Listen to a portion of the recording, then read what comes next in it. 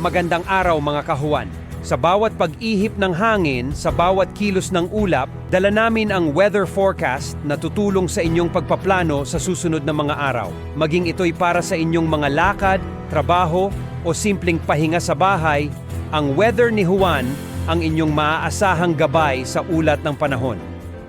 Tingnan naman ho natin yung magiging lagay ng panahon sa mga susunod na araw. Dito ho sa may Kamaynilaan at Baguio, patuloy yung iiral. Inaasahan natin yung northeast monsoon sa mga susunod na araw.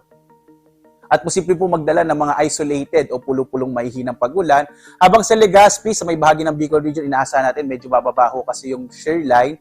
At dahil doon bukas medyo mababawasan ho, posible mabawasan yung mga pag-ulan sa Bicol, pero pagdating ho ng Biyernes hanggang weekend ay muling lalakas ho yung mga pag-ulan na mararanasan sa bahagi ng Bicol. Sa Metro Cebu naman, inaasahan din natin magiging maulap yung kalangitan pagdating ng araw ng Biyernes hanggang weekend. Kaya din sa Metro Davao, inaasahan ho kasi natin sa mga susunod na araw ay lalapit ho yung low pressure area at muling makaka-apekto din yung shear line, kaya po posible pa rin yung area ng Eastern Visayas at Eastern Mindanao, kasama din yung Bicol region, lalo na bandang weekend, malaki pa rin yung tsansa ng mga pag-ulan. Sa Kamaynilaan, yung agwat ng temperatura in the next 3 days ay mula 23 to 31 degrees Celsius.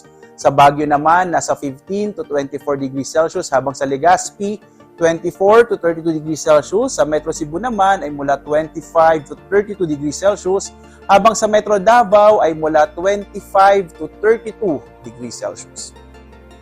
Ang araw ho natin, sisikat mamayang 5:57 na umaga tulubog, ganap na 5:24 ng hapon.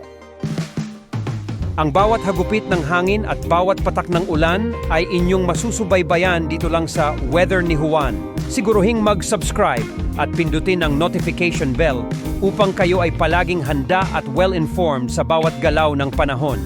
Abangan ang susunod na weather forecast video.